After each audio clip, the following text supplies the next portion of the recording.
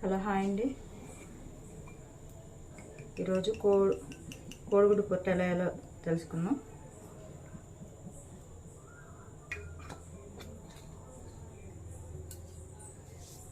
దీని వేరుశనగ నూనె వాడండి, చాలా బాగుంటుంది. ముందుగా దీనికి కావాల్సినవి 2 డజన్ కోడిగుడ్లు,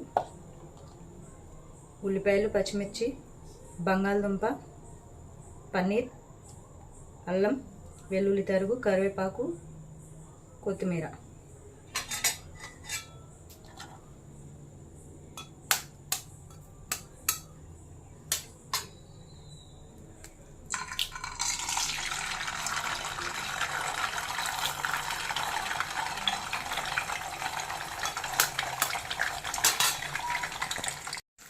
అర డజన్ గుడ్లు ఇలా పగలగొట్టి వేసేసిన తర్వాత దీన్ని ఏం కదపొద్దు. ఒక 10 మినిట్స్ స్లోగా ఇలా ఉంచేసేయండి. నీచు స్మెల్ రాకుండా ఉండడానికి కొంచెం జీలకర్ర ఇట్లా స్ప్రింకిల్ చేయండి. ఇట్లా వదిలేసేయండి. 10 నిమిషాలు వదిలేసిన తర్వాత ఇట్లా తిప్పండి. దీన్ని జస్ట్ చిన్న చిన్న ముక్కలు చేయొద్దు, పెద్ద పెద్ద ముక్కల్లోనే ఉండేటట్లు కొంచెం జస్ట్ ఇట్లా. కొంచెం దీనికి ఆయిల్ ఎక్కువ పడుతుందండి. వేరుశనగ నూనెతో చేసుకోండి, చాలా బాగుంటుంది. ఇలా ఎగ్ ఫ్రై అయిన తర్వాత పన్నీర్ ఉంటుందండి, పన్నీర్ వేసేయండి.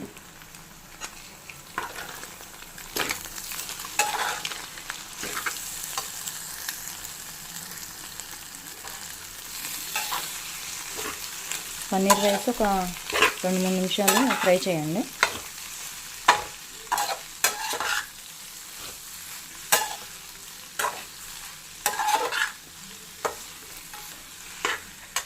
ఇందులోనే బంగాళదుంప అండి,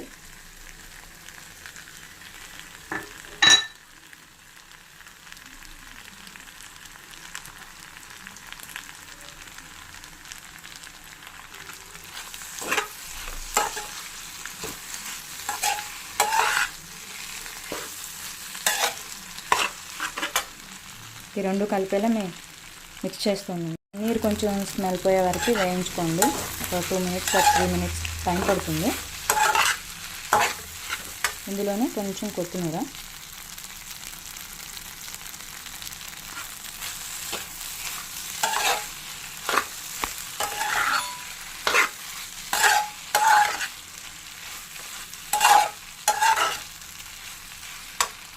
స్టవ్ కట్టేసి దీన్ని బౌల్లోకి తీసుకుందాం.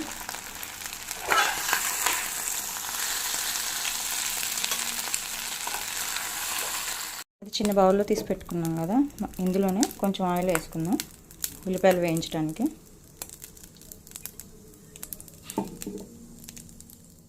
ఆయిల్ వేడెక్కాక జీలకర్ర, ఆవాలు,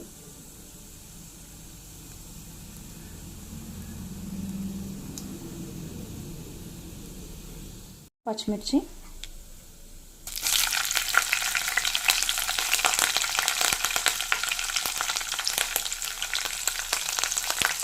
అల్లం పెరుగు, వెల్లుల్లిపాయలు ఇవి మొత్తం వేసి ఒక 5 సెకండ్స్ వేయించాలండి. ఇందులో ఆనియన్స్ వేయాలి. ఇందులో కొంచెం ఉప్పు అనమాట, కూరలో ఎంత సరిపోద్దో అంత వేసుకొని చూసుకొని. ఆల్రెడీ ఎగ్లో సాల్ట్ ఉంటుంది కాబట్టి చూసుకొని వేసుకోండి.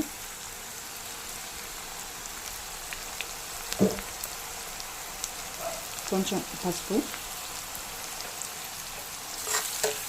వేసి మొత్తం కలుపుకోండి.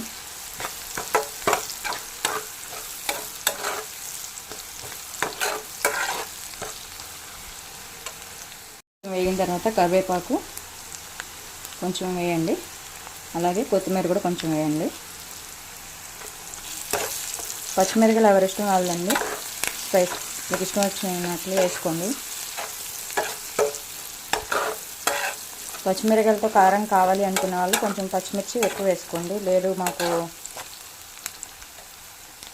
వద్దు అనుకునే వాళ్ళు కారం కొంచెం వేసుకోండి. ఇలా కలుపుతూ వేయించుకోవాలండి ఉల్లిపాయ ముక్కలు.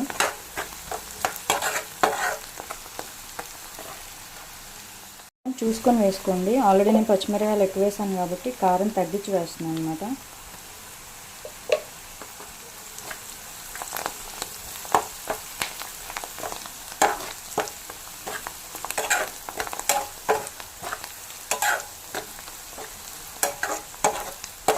మీ దగ్గర ఉంటే ఇందులో కొంచెం ధనియాల పొడి యాడ్ చేసుకోండి, బాగుంటుంది.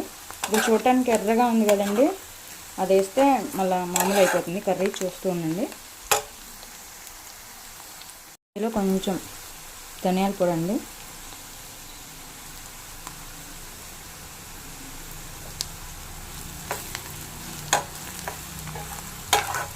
నేను ఇంట్లోనే ధనియాల పొడి చేసి పెట్టుకుంటాను.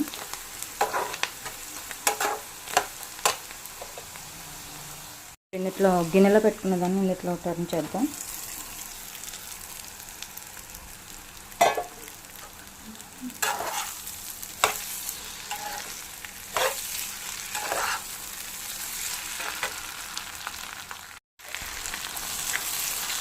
ఇలా వేగిన తర్వాత దీనిలో కొత్తిమీర వేసి గార్నిష్ చేసుకోవాలి. ఏమీ లేదండి, ఇందులో కావాల్సింది వేరుశనగ నూనె. నూనె వలన కొంచెం కూరలు కూడా టేస్ట్ వస్తాయి. నీచు కూరలు ఉండేటప్పుడు ఎప్పుడైనా సరే వేరుశనగ నూనె వాడితే బాగుంటుంది.